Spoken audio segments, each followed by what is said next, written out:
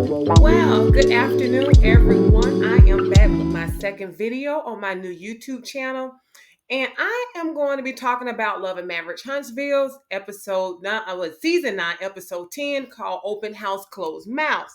Now, I didn't watch this on the TV. I didn't give them a click in the view, but I did find one of those foreigners who's streaming this on YouTube, and I watched it there, and that's how I got my view. So we're gonna get into it. This episode didn't really give much, quite boring because they had the other side of the Scots, and they're just boring individually and collectively. So let's go ahead and get into it. Let me knock this out, okay? I want to say something about this purple intro. I never paid attention to it until I saw it on stream. You guys have been on too many seasons to look this subpar as far as style. I mean, you guys collectively look cheap, and you just been on too much. We've seen other shows where, with the first season, they kind of struggled, but as seasons went on, the money got a little bit better. They started looking a little bit better as far as the intros, but not here. Kimmy, you always look a mess, just a cheap mess. Trish, I know you knew, but this blonde hair and this beaded figure skating dress you keep on wearing, it's just too much and unnecessary. I mean, even that see-through mesh doesn't even match your skin tone, baby. You got to do better. I mean, Kimmy and Trish, y'all need a stylist at this point because this is getting ridiculous. So let's go ahead and jump off on this boring episode. The first scene opened up with Lord have mercy with Ken and Trish talking about the same old, same old. If Ken doesn't do anything else, he's gonna pump himself up to be the ultimate guy. If it wasn't for Ken, this wouldn't have happened. That wouldn't have happened. They wouldn't have had this. They wouldn't have had that. This wouldn't have happened. The sun wouldn't have rose. The moon wouldn't have rose. The sun wouldn't have set. Nothing would have taken place without Ken. If anything, he gonna pump himself up. Okay? Oh my God. The world is circling on its axis because of Ken. Goodness gracious. Now, we go back to this same old thing, pursuing her goals in the gym because she loves to help people. Let me just say this from the real estate point of view. Getting a commercial brick and mortar is a huge step, and it's also a major risk in this economy as it relates to commercial real estate. But I wish her well and much success. But Trish, if I were you, I would be promoting myself on YouTube. A lot of these workout videos, they make good money, and you can parlay the Love and Marriage Huntsville show to get more viewership. Show us in your element. We know this show is not good at promoting actual business, people actually taking care of business. So let YouTube see you and then just open that door, and then that'll help you get more money and more leverage to get your brick and mortar business. But I wish you well. It's a huge step and much success to you. And yeah, I think that's the route you should go instead of promoting this foolishness on social media with your estranged husband and your live-in side dude for almost 3 years. That's what you should do. Get a YouTube fitness channel. Um, on to the next. Ken brings up once again about being married. Once again, Trish's apprehension has set in, and I think the reason why she hadn't filed those divorce papers yet is because she's just trying to keep Ken at bay. You know, he won't be hassling her to get married, and I don't blame her. Good God Almighty, boy, take a hint and buy a clue. Jesus. We're gonna push through because that scene gave nothing. We're gonna move on to Martell and Chris. Baby Martell, why you filming in that stage house you got up for sale? Hence you being barefoot all the time. Okay, and Maurice. Um, you come up in there want to have a chit chat with Martell about his relationship with your brother, but you end up talking about Melody. First of all, there's no way how everything went down. I'm gonna be coming to you unless we come in to fight. Unless I'm coming to get you on the back end. I ain't gonna be sitting up there talking to you about my brother, the way y'all went down. That's some backstabbing, weak stuff. You just old Mickey Mouse, old punk type person. Oh my God. And the only reason why you wanted to film Martell anyway is because you need somebody that you can run Melody down with, and you thought he was gonna help you, but you didn't get the help that you need. This ain't even make no sense what you was even talking about. You are bored in your sleep and you are bored in real life. Just get off the screen. This was just a waste of whole time. I won't be talking to Martell knowing my brother them beefing. Y'all ain't friends like that. You sat on the sideline. I can see if all of y'all was just best friends, real close friends, and you just trying to heal the thing. No, you ain't. Y'all ain't even friends like that. You and Martell at all. You could have said this on a 5-second confessional. Let me just go on. Let's go. If this thing give that. Let's go and move to the next because this one episode wasn't about nothing. Here we go. Another Boris Scott, Maurice's counterpart, Kimmy. Trish goes to meet up with her to talk about business. See, this is what I don't like. You started off talking about business. Once again, it ended up being about Melody. So let me say this. This would have been a perfect opportunity, Kimmy, to show your business acumen because the stuff you was talking to Trish about in real estate, that's unprofessional. This is commercial real estate too. That's very unprofessional. This would have been a great time for us to see your element, to see you handle business. But no, it was a little yin yang here. And next thing you know, we talking about Melody. Baby, you failed. You failed. And let me say this now, Melody, I know this scene, you've been coming in because you're trying to make the girls work, all of them. You're trying to make them clock in. I want you to kind of back a little bit because it's given overly produced. It's given overly orchestrated. But I see you. You're trying to get them to clock in. I see what you're doing. And Kimmy, you fail. Trish, you fail. Maurice, you fail. Because let me tell you something. Baby Mella was talking to me like she was talking to y'all this season and trying to get a moment, trying to get you to clock in for a scene. Baby, as soon as she volleyed that ball over to me, I would have given an Oscar worthy performance. I see what you're doing, Melody. I see what you're doing. You're trying to get them to clock in, but just don't make it seem so overly orchestrated. But I will say this now. Ken and Marquez, oh, they clocking in, baby. Some of the stuff don't even make sense, but they are clocking in. They doing a little bit too much, but they clocking in. I got to give them to them. They clocking into work every time. Trisha, baby, I don't know what you're doing, but Ken and Marquez clocking in. And I appreciate that. They at least trying to get something. But Kimmy, back to you, baby. You was giving fake real estate agent. You were not conducting a commercial real estate business meeting properly. Even though you personally know a person, there still has to be some professionalism, a lot of professionalism. Let me correct that there. So I don't know if this scene was over edited because they've been doing it a lot and it's terrible. But it gave nothing either way. And I think that you've missed the mark to actually show us something, like always.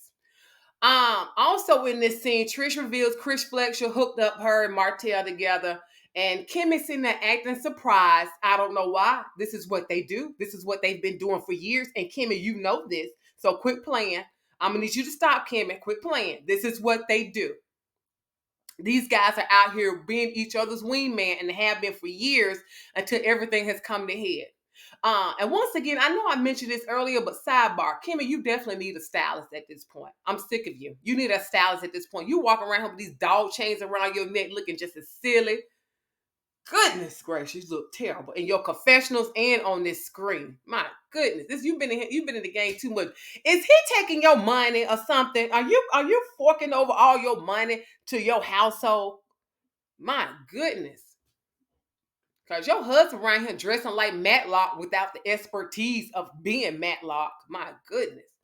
So let me move on. Like always, my recent Kimmy scenes are boring together and separately. They give nothing. So let me move on because this is almost over with. We go back to Martell's stage home for sale. And his late evening traveling therapist show up. I don't know if she's a therapist or she's a what you call those coaches? Career coaches. So I don't know if she's an actual therapist or just a career coach. Because they really never talked about nothing, but they did say some things where Martell and her said some things that kind of caught my attention. This is a sad part about this. Martell, you're using your kids as an excuse for not to do better in life.